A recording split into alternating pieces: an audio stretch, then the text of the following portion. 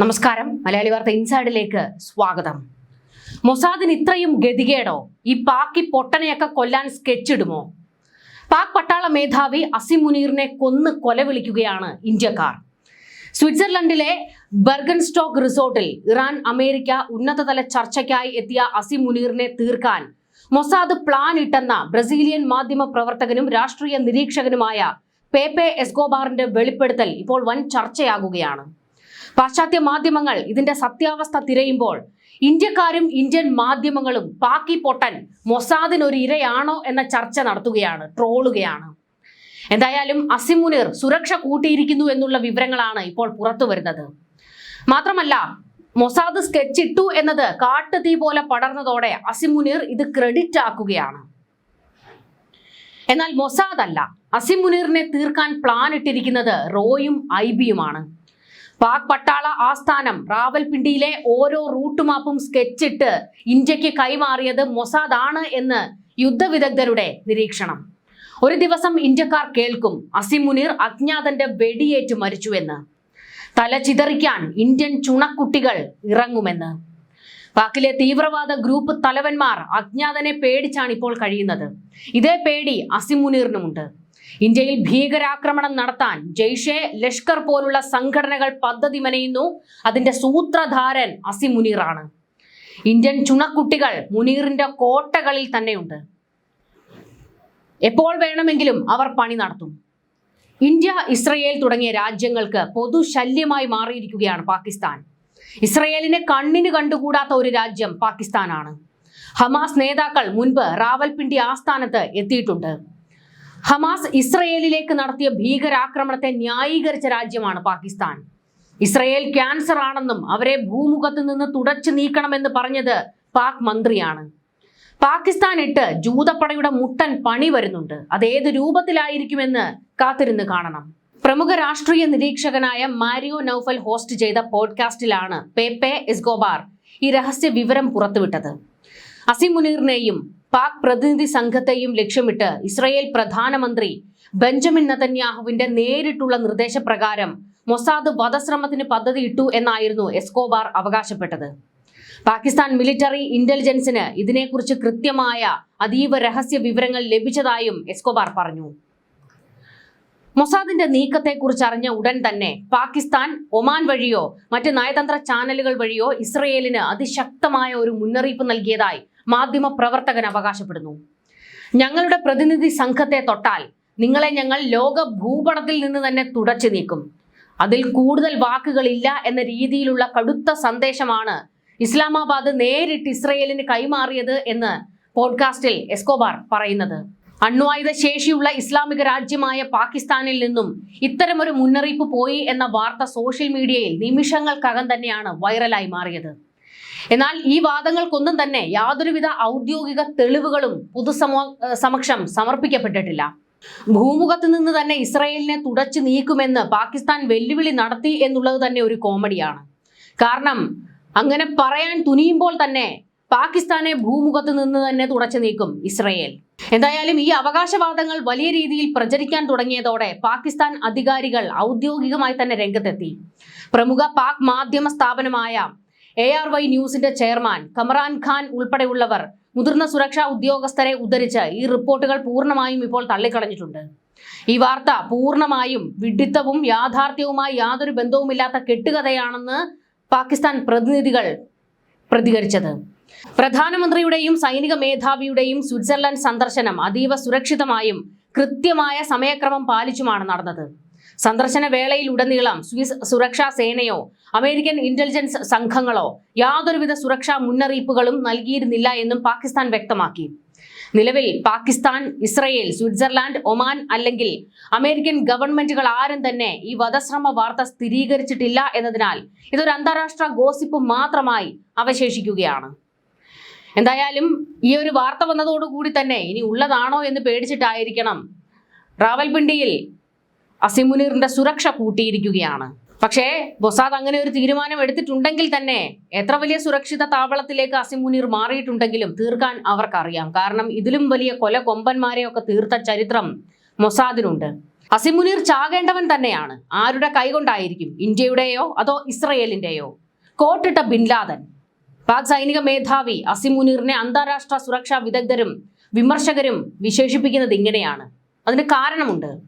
ഭീകരവാദ അനുകൂല നിലപാടുകളും ലോകരാജ്യങ്ങൾക്ക് നേരെ നടത്തിയ അണ്വായുധ ഭീഷണികളും അസീമിനെ ആ പേരിന് അർഹനാക്കിയിരിക്കുകയാണ്.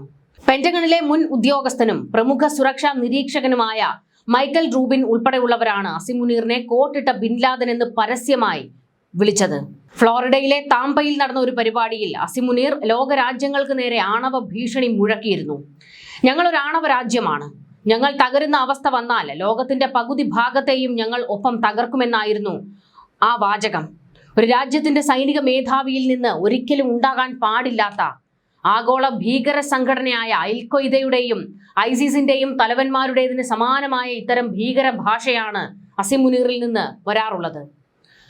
ഒസമ ബിൻ ലാദൻ ഗുഹകളിലും രഹസ്യ താവളങ്ങളിലും ഇരുന്ന് ഭീകരവാദം പടർത്തിയപ്പോൾ അസിം മുനീർ കോട്ടും ടൈയും ഒക്കെ ധരിച്ച് കൊട്ടാര സമാനമായ സൈനിക ആസ്ഥാനത്തിരുന്ന് ഭീകരവാദികളെ സംരക്ഷിച്ചു.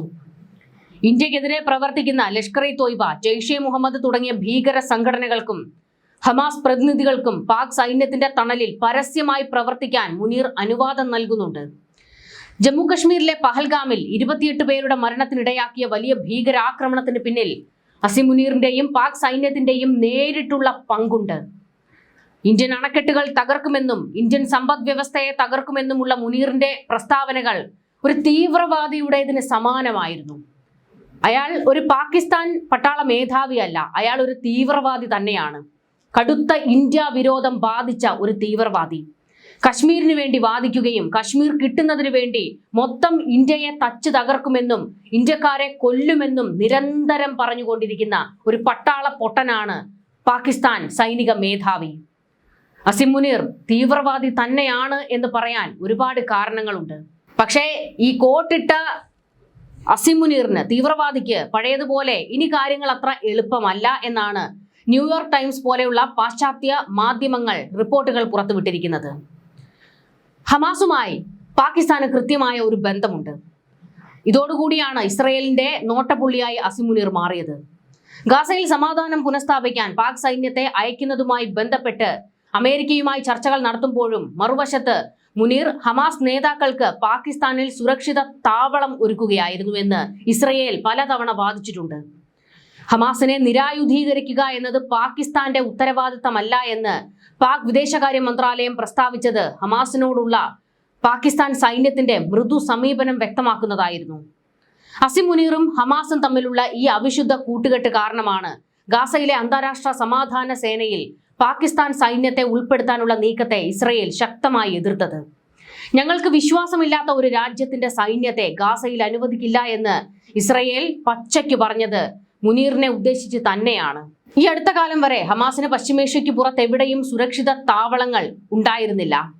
ഇപ്പോൾ അവർ പാകിസ്ഥാനിലെത്തിയെന്ന് ഇന്ത്യയിലെ ഇസ്രയേൽ സ്ഥാനപതി നേരത്തെ മുന്നറിയിപ്പ് നൽകിയിരുന്നു. 2023 ഒക്ടോബർ 7 ഇസ്രയേലിന് നേരെ നടത്തിയ ക്രൂരമായ ആക്രമണങ്ങളെ മാതൃകയാക്കി ദക്ഷിണേഷ്യൻ രാജ്യങ്ങളിലും സമാനമായ ആക്രമണങ്ങൾ നടത്താൻ അവർ പദ്ധതിയിടുന്നതായി ഇസ്രയേൽ സ്ഥാനപതി മുന്നറിയിപ്പ് നൽകിയത്. ഇത് അസിം മുനീർ അറിയാതെ നടക്കില്ല എന്ന് ഇസ്രയേലിന് നന്നായിട്ട് അറിയാം.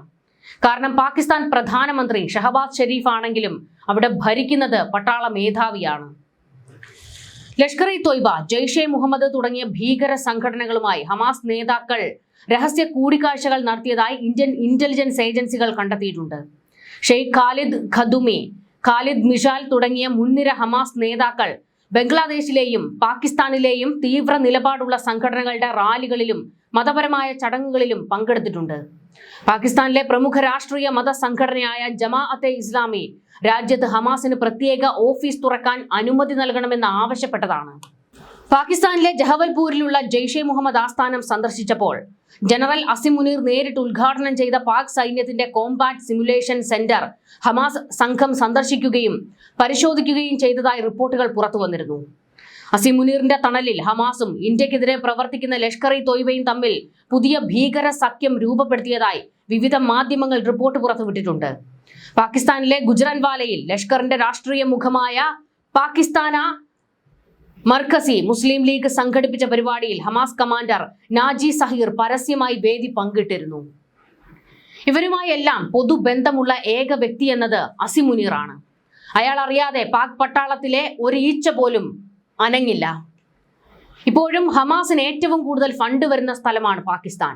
ഗാസയിലെ യുദ്ധ സാഹചര്യങ്ങൾ മുൻനിർത്തി പലസ്തീനികൾക്കുള്ള മാനുഷിക സഹായം എന്ന വ്യാജേന പാകിസ്ഥാൻ കേന്ദ്രീകൃത ഭീകര സംഘടനകൾ വലിയ തോതിലാണ് ഫണ്ട് ഒഴുക്കുന്നത്.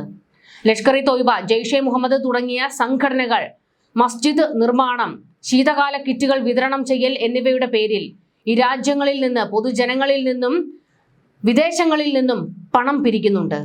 ഈ തുകയുടെ ഒരു ഭാഗം ഹമാസിന്റെ ശൃംഖലകളിലേക്കും അവരുടെ തകർക്കപ്പെട്ട ഭീകര പശ്ചാത്തല സൗകര്യങ്ങൾ പുനർനിർമ്മിക്കുന്നതിനും മാറ്റപ്പെടുന്നുവെന്ന് സൗത്ത് ഏഷ്യ പ്രസ് റിപ്പോർട്ട് പുറത്തുവിട്ടിരുന്നു. ഈ ഭീകരതയെ തടയണമെന്ന് പാക് പ്രധാനമന്ത്രി ഷഹബാസ് ഷെരീഫിനടക്കം ആഗ്രഹമുണ്ട്. പക്ഷേ അസിം മുനീറിനെ മറികടക്കാൻ ഒരു ധൈര്യം പാകിസ്ഥാനിൽ മറ്റൊരു നേതാക്കൾക്കുമില്ല. ഹമാസിന്റെ പാക് ബന്ധം മറനീക്കിയത് പഹൽഗാം ഭീകരാക്രമണത്തോടെയായിരുന്നു. കശ്മീരിൽ മുൻപ് നടന്നിട്ടുള്ള പരമ്പരാഗത ഭീകരാക്രമണങ്ങളിൽ നിന്ന് വ്യത്യസ്തമായി ഹമാസിന്റെ അൽഖസാം ബ്രിഗേഡ്സ് പിന്തുടരുന്ന പ്രത്യേക യുദ്ധതന്ത്രങ്ങളായിരുന്നു ഭീകരർ പഹൽഗാമിൽ പ്രയോഗിച്ചത്. ഹമാസ് ഭീകരർ ഇസ്രയേലിൽ ചെയ്തതുപോലെ പഹൽഗാമിലെ അക്രമകാരികളും ഹെൽമറ്റിൽ ഘടിപ്പിച്ച ബോഡി ക്യാമറകളും ഉപയോഗിച്ച് തങ്ങളുടെ ആക്രമണത്തിന്റെ മുഴുവൻ ദൃശ്യങ്ങളും ചിത്രീകരിച്ചു. സുരക്ഷാ സൈനികരെയും സാധാരണക്കാരെയും പോയിന്റ് ബ്ലാങ്കിൽ വെടിവെച്ച് വീഴ്ത്തുന്ന ദൃശ്യങ്ങൾ പശ്ചാത്തലത്തിൽ മതപരമായ സംഗീതം ഉൾപ്പെടുത്തി ഇവർ സോഷ്യൽ മീഡിയയിൽ പ്രചരിപ്പിച്ചു. യുവാക്കളെ ഭീകരവാദത്തിലേക്ക് ആകർഷിക്കാനും തങ്ങളുടെ ശക്തി പ്രകടിപ്പിക്കാനും ഹമാസ് സ്ഥിരമായി ഉപയോഗിക്കുന്ന തന്ത്രമാണിത്. സാധാരണയായി കശ്മീരിൽ ഭീകരർ വിവേചനമില്ലാതെ സുരക്ഷാ സേനയെയും സാധാരണക്കാരെയും ലക്ഷ്യമിടുമ്പോൾ പഹൽഗാമിൽ ഹമാസ് മോഡലിലുള്ള റിലീജിയസ് സ്ക്രീനിംഗ് നടന്നു. ഇരകളെ നേരിട്ട് വെടിവെക്കുന്നതിന് മുൻപ് അവരുടെ ഐഡന്റിറ്റി കാർഡുകൾ പരിശോധിക്കുകയും മതപരമായ ശ്ലോകങ്ങളോ വചനങ്ങളോ ചൊല്ലാൻ നിർബന്ധിക്കുകയും ചെയ്ത ശേഷമായിരുന്നു ഭീകരർ ആളുകളെ വധിച്ചത്. ഇസ്രയേലിലെ നോവ മ്യൂസിക് ഫെസ്റ്റിവലിൽ സമാധാനപരമായി പങ്കെടുത്ത ജനങ്ങളെ ഹമാസ് വേട്ടയാടിയതിന് സമാനമായി പഹൽഗാമിൽ അവധിക്കാലം ആഘോഷിക്കാൻ എത്തിയ നിഷ്കളങ്കരായ വിനോദസഞ്ചാരികളെയാണ് ഭീകരർ പ്രധാനമായും ലക്ഷ്യം വെച്ചത്. ഒരു പ്രദേശം പിടിക്കുക എന്നതിലുപരി സാധാരണ ജനങ്ങളുടെ ഉള്ളിൽ കടുത്ത ഭീതി ജനിപ്പിക്കുക, പ്രദേശത്തെ സാമ്പത്തിക വ്യവസ്ഥയെയും ടൂറിസത്തെയും തകർക്കുക എന്നതായിരുന്നു ഇതിന്റെ ലക്ഷ്യം. ആക്രമണത്തിന്റെ ആസൂത്രണത്തിനും കൃത്യമായ ഏകോപനത്തിനുമായി ഭീകരർ സാധാരണ ഫോൺ നെറ്റ്വർക്കുകൾക്ക് പകരം ഹൈലി എൻക്രിപ്റ്റഡ് ആയ ആപ്പുകളും സാങ്കേതിക വിദ്യകളും ഉപയോഗിച്ചു. ഇത് സുരക്ഷാ ഏജൻസികൾക്ക് ഇവരുടെ നീക്കങ്ങൾ മുൻകൂട്ടി കണ്ടെത്തുന്നതിന് പ്രയാസമുണ്ടാക്കി. ഈ ആക്രമണത്തിന് മാസങ്ങൾക്ക് മുൻപ് പാക് അധീന കശ്മീരിലെ റാവൽകോട്ട് പോലുള്ള പ്രദേശങ്ങളിൽ വെച്ച് ഹമാസ് നേതാക്കളും പാക് ഭീകരരും തമ്മിൽ സംയുക്ത യോഗങ്ങൾ ചേർന്നിരുന്നതായി ഇന്റലിജൻസ് റിപ്പോർട്ട് വ്യക്തമാക്കുന്നു. ഈ ക്യാമ്പുകളിൽ വെച്ച് ഹമാസ് നൽകിയ പ്രത്യേക പരിശീലനമാണ് ഈ പുതിയ ആക്രമണ ശൈലിക്ക് പിന്നിലെന്ന് സംശയമുണ്ടായിരുന്നു. പാക് ISIയെ സമ്പൂർണ്ണമായി നിയന്ത്രിക്കുന്നത് അസിം മുനീറാണ്.